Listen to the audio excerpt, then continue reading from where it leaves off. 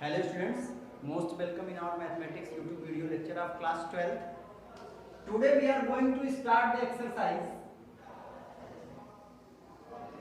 2.1. अभी तक हम लोगों ने 2.1 का पूरा कॉन्सेप्ट समझ लिया। अब हमें 2.1 एक्सरसाइज को सॉल्व करना है, ठीक है? तो आइए सॉल्व करते हैं। ध्यान से देखिए, can I find the principal values of the following. आपको नीचे एक टेबल दिया गया है, कुछ क्वेश्चन दिए गए हैं और आपको उनकी प्रिंसिपल वैल्यूज उन फंक्शन की निकालनी है।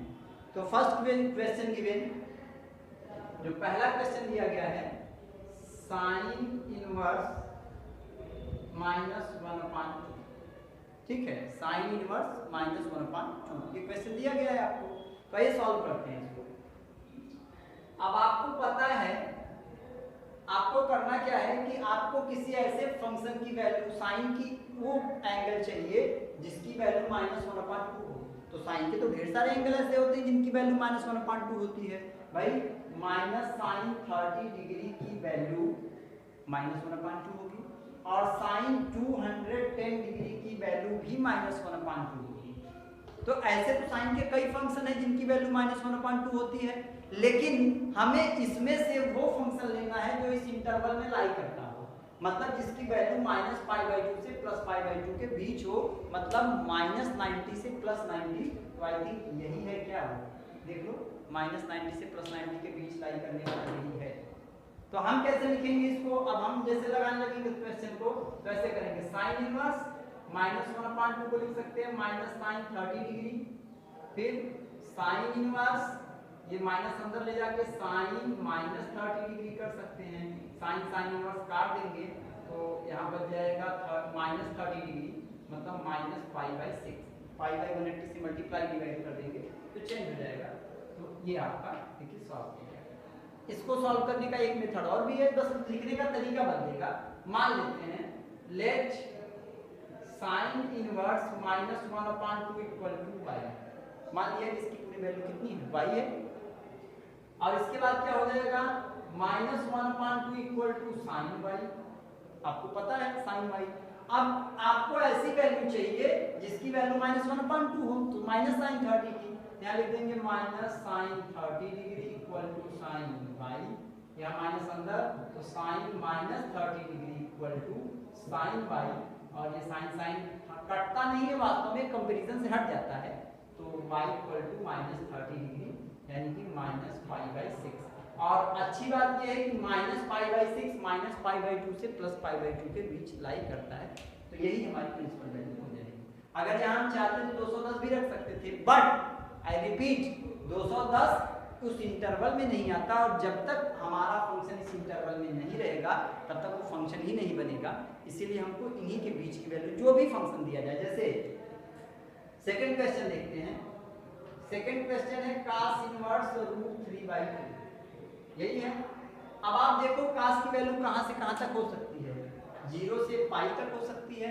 तो √3/2 कितने की वैल्यू होती है? तो आपको याद होगा, √3/2 cos 30 डिग्री की वैल्यू होती है। तो आप रख के cos कट कर सकते हो, 30 डिग्री का मतलब है π।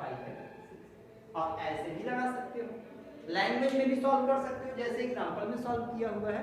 तो आपको बस ये देखना है कि ये जो वैल्यू दी गई है ये इस इंटरवल के किसकी वैल्यू है, रख के कट कर देना है, आंसर आपके सामने। ठीक, तो आप ये क्वेश्चन राइट कर लीजिए, फिर तब हम आगे क्वेश्चन देखते हैं। ठीक है, राइट कर लीजिए।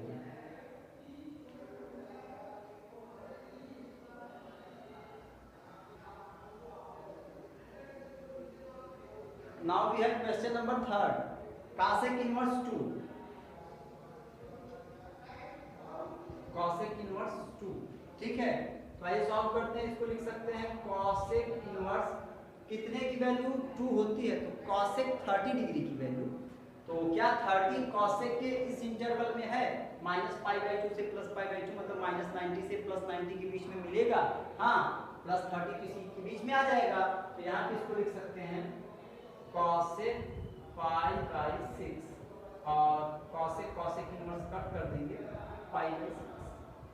ऐसे ही आप tan इनवर्स -√3 का देखिए, tan इनवर्स -√3 अब आप ध्यान से सोचो कि √3 कितने की वैल्यू है, तो √3 वैल्यू है tan 60 की, और अगर -√3 है तो -60 की वैल्यू हो सकती है, तो क्या tan की वैल्यू -30 -60 इसमें आएगा, -90 से +90 के बीच आएगा कि नहीं आएगा? हाँ, -90 से +90 के बीच में आ जाएगा। तो आप इसे लिख सकते हो tan इनवर्स -tan 60 यानी कि π/3, और आगे आप इसे राइट कर सकते हो tan इनवर्स tan -π/3, और ये कट करके कर दोगे तो -π/3 आंसर हो जाएगा। इसी पैटर्न पे आपको cos inverse -1/2, tan inverse -1, sec inverse 2/√3, सारी ये 10 तक के क्वेश्चन सॉल्व कर लेने हैं, and I hope you all can solve it very properly. ठीक है, अब हमें क्वेश्चन नंबर 11 देखना है, तो आइए क्वेश्चन नंबर 11, 12 ये सारे देखते हैं क्वेश्चन। ठीक है, now we have question number 11 which is written here. तो क्वेश्चन नंबर 11 आपको यहाँ राइट किया गया है। अब इसको आपको टर्म बाय टर्म सॉल्व करना है। तो टर्म बाय टर्म आइए सॉल्व करते हैं।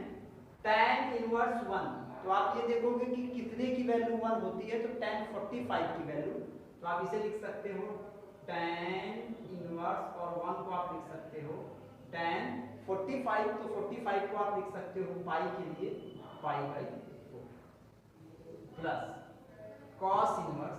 अब आप ध्यान से देखो कि कितने की वैल्यू -1/2 होती है cos के लिए, तो आप इधर देखो cos की वैल्यू आप प्लस में ही लोगे। अगर आप ये सोचो, जैसे मान लो आप लगाने शुरू किए, आपको -1/2 नहीं समझ में आ रहा है कितने की वैल्यू है, आपने सोचा +1/2 देख लेते हैं, तो +1/2 cos 60 की वैल्यू होती है, लेकिन यहाँ तो -1/2 है तो -cos 60, मतलब -cos 60 अगर लें यानी -60 डिग्री, तो क्या माइनस वाली वैल्यू cos में होती है? नहीं, ये cos में नहीं होता है। और दूसरी बात, -cos 60 को हम cos -60 लिख भी नहीं पाएंगे, क्योंकि cos -cos नहीं होता है, तो यहाँ पे ये फेल कर जाएगा। तो आपके पास cos की कहाँ तक की वैल्यू लेने के लिए डोमेन डिफाइन है, तो आपके पास cos की वैल्यू 0 से पाई, मतलब सेकेंड क्वाड्रेंट में चल सकता है, और ASTC रूल के अकॉर्डिंग cos सेकेंड क्वाड्रेंट में माइनस होता है, मतलब ये माइनस वाली जो वैल्यू है cos सेकेंड क्वाड्रेंट की है, और वो है cos 120 डिग्री की वैल्यू। तो ये कितना हो जाएगा? हो जाएगा cos 120 डिग्री, 120 को आप पाई में लिखोगे तो 2π/3 प्लस साइन इनवर्स, और ये -sin 30 डिग्री की वैल्यू है, अभी पहला क्वेश्चन ही था, तो -π/6, तो ये लिख सकते हैं sin -π/6। कट कर दीजिए आप, tan inverse tan, cos inverse cos, क्या बचेगा π/4 प्लस 2π/3 माइनस π/6, यहाँ पे हो जाएगा 12, और ये 4 3 जा 3π, 3 4 जा, तो 4 2 जा 8π, एंड 6 2 जा 8 3 11 माइनस 2 9π/12, कट कर देंगे, 3 3 जा 9, आंसर आ गया 3π/4, आ गया आंसर 3π/4। इसी पैटर्न पे आपको क्वेश्चन नंबर 12 सॉल्व करना है।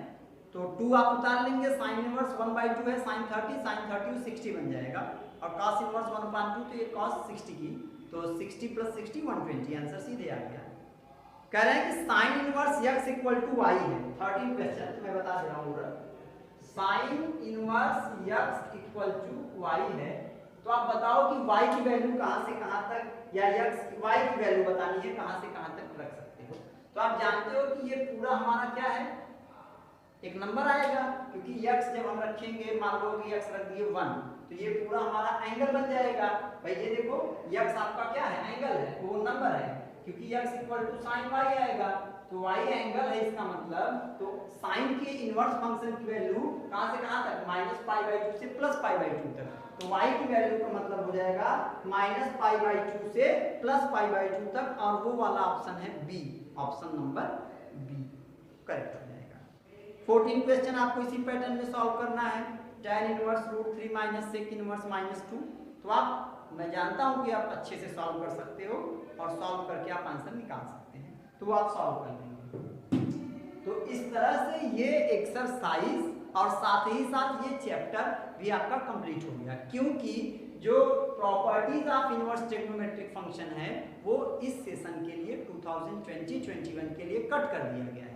हालांकि था बहुत इंटरेस्टिंग और बहुत सिंपल, जैसे ये सिंपल था वैसे ही वो भी बिल्कुल सिंपल था, क्योंकि ट्रिग्नोमेट्रिक फंक्शन के लिए तो हमने आइडेंटिटी पढ़ी है, sin 2x cos 2x पढ़ाई है, उसी को इनवर्स के लिए चेंज करना था तो बड़े आराम से चेंज हो जाता और बहुत अच्छे से इंटरेस्टिंग से लगता, बहुत आपको मजा भी आता लगाने में, लेकिन वो कट कर दिया गया है तो इसलिए हम उसको नहीं पढ़ेंगे, ठीक है। और इस एक्सरसाइज से जरूर क्वेश्चन आते हैं 2-3 नंबर के, तो आप इसको बिल्कुल प्रॉपर्ली याद रखेंगे। और सबसे जरूरी बात बेटा, ये टेबल याद रखेंगे कहाँ से कहाँ तक डोमेन रेंज चलता है, इसी टेबल पे बेस्ड तो एक क्वेश्चन है, ठीक। तो आपके पास अगर कोई दूसरी रेफरेंस बुक्स है तो आप उससे भी इस एक्सरसाइज को सॉल्व कर लीजिए, और आपके ग्रुप पे मैं आपको कुछ होमवर्क भी दूंगा भी इसके लिए। यहाँ पे भी होमवर्क मैंने दिए हुए हैं आपको, जैसे क्वेश्चन नंबर 3, 4, 5, 6, 7, 8, 9, 10 और इधर 14, 12, ये सब आप सॉल्व करो, सॉल्व होगा, ठीक है। तो अब ये चैप्टर आपका कंप्लीट हो चुका है। इस तरह से आप, अच्छा मिसलेनियस एक्सरसाइज जो है इसका, उसमें केवल 2 ही क्वेश्चन हैं जो इसके हैं, पहला और दूसरा, और आप उसको सॉल्व कर सकते हो पाई की वैल्यू रख करके, तो आप चेंज कर लोगे, सॉल्व कर लोगे, ठीक है। अब हमें जो क्वेश्चन सॉल्व करना है वो ये सब तो सॉल्व नहीं करने हैं, तो मिसलेनियस आप सॉल्व कर लेंगे, ठीक है, कंप्लीट हो जाएगा, ठीक। तो मिसलेनियस सॉल्व कर लेंगे और कंप्लीट हो जाएगा। इस तरह से हमारे 4 चैप्टर कंप्लीट हो चुके हैं, फर्स्ट, सेकेंड, थर्ड, फोर्थ, ठीक। तो अपने नेक्स्ट वीडियो में हम अपने नेक्स्ट चैप्टर के साथ मिलेंगे।